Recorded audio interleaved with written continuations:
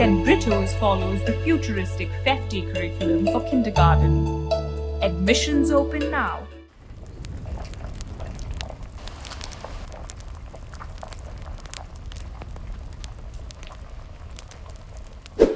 Welcome to Vrkitchen. இன்னைக்கு வந்து கேழ்வரகு மாவு முருங்கைக்கீரையை வச்சு கார அடை எப்படி செய்கிறதுன்னு மேம் சொல்லுவாங்க. வாங்க பார்க்கலாம்.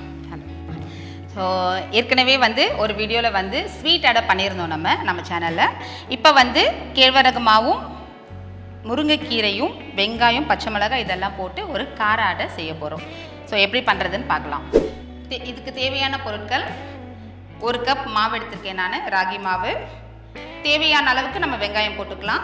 இது 1 வெங்காயம், பெரிய வெங்காயம், கொஞ்சம் முருங்கைக்கீரை எடுத்திருக்கேன். தேவைக்கு காரத்துக்கு பச்சை மிளகாய், கொஞ்சம் கருவேப்பிலை, கொஞ்சம் கொத்தமல்லி, கொஞ்சம் சீரகம், உப்பு தேவையான அளவுக்கு எடுத்துக்கலாம். இப்போ ஒரு பவுல் எடுத்துக்கலாம். இதில் கேழ்வரகு மாவு 1 கப்பு போடுறேன்.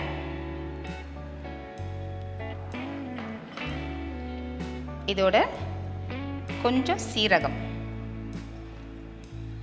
அடுத்து காரத்துக்கு பச்சை மிளகாய், கருவேப்பிலை,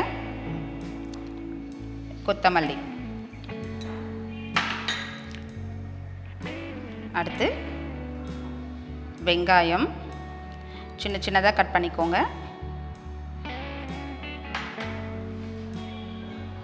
கொஞ்சம் முருங்கைக்கீரை. இந்த முருங்கைக்கீரை சேர்க்கும் போது கேழ்வரகுலையும் நிறைய ப்ரோட்டீன்ஸ், கால்சியம் நிறைய இருக்குது. இதோட முருங்கைக்கீரை சேர்க்கும் போது அயன் நிறைய சேரும். ஸோ இது குழந்தைங்களுக்கும் நல்லது.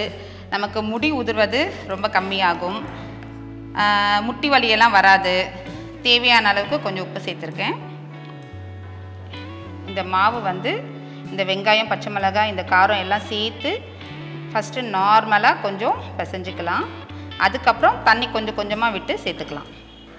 ஸோ இந்த மாவு பிசைகிறதுக்கு தண்ணி நம்ம ஹாட் வாட்டர் யூஸ் பண்ணோன்னா அது சாஃப்டாக கொஞ்சம் நல்லா வரும். அதனால ஹாட் வாட்டர் யூஸ் பண்ணுறேன். நீங்கள் வேணும்னா பச்சை தண்ணியும் போட்டுக்கலாம். இப்போ பாருங்கள், எல்லாத்தையும் போட்டு மாவு நல்லா பிசைஞ்சாச்சு. ஸோ இந்த மாதிரி ரொம்ப கெட்டியாகவும் இல்லாமல் தண்ணியாகவும் இல்லாமல், ஸோ இந்த மாதிரி எடுத்தோன்னா இப்படி உருண்டை பிடிக்கிற அளவுக்கு இதை மாதிரி வரணும். அப்போ உங்களுக்கு அடை கரெக்டாக வரும், தட்டுறதுக்கு சாஃப்டாகவும் இருக்கும். இப்போ மாவு பிசைஞ்சு உடனே நம்ம சுட்டுடலாமா, இல்லை ஒரு 10 மினிட்ஸ் அதை மாதிரி ஊற வைக்கலாமா? ஒரு 5 to 10 மினிட்ஸ் வைக்கலாம், இல்லை உடனேயும் பண்ணலாம். இது ஒன்றும் இது சீக்கிரமாகவே குக் ஆகிடும். ஸோ அதனால் பிரச்சனை இல்லை. ஓகே, இப்போ ஸ்டவ் ஆன் பண்ணிடலாம்.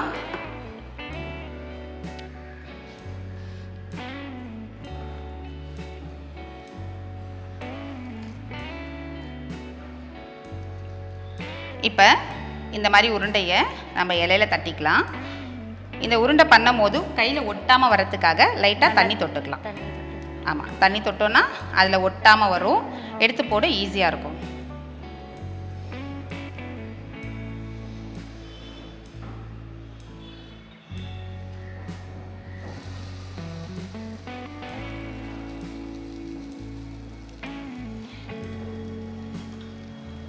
இப்போ கொஞ்சம் எண்ணெய் விட்டுக்கலாம்.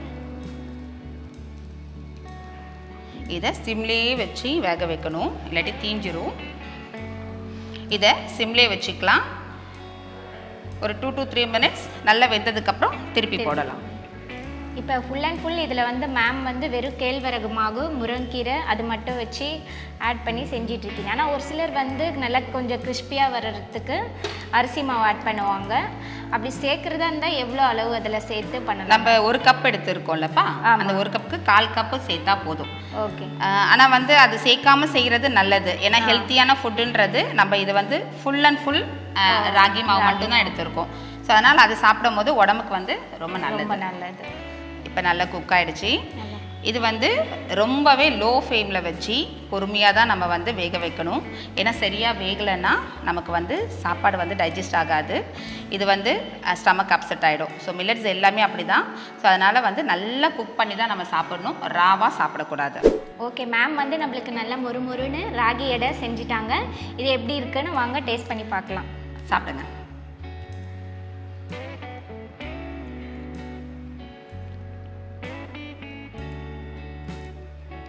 நல்லா மொறுமொறுன்னு நல்லா இருக்குது. அது ஆனியன் டேஸ்ட்டு, முருங்கைக்கீரை எல்லாமே நல்லா குக்காக இருக்குது. ராகியும் கூட நல்லா குக்காக இருக்குது. இது மாதிரி நீங்களும் நல்லா செஞ்சு ஹெல்த்தியாக சாப்பிடுங்க.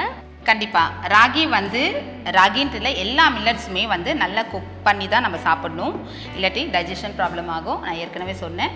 ஸோ அதனால் வந்து ஸ்லோ ஃப்ளேமில் வச்சு நல்லா குக் பண்ணி நல்லா சாப்பிடுங்க. ரொம்ப ஹெல்த்தியான ஒரு டிஷ்ஷு.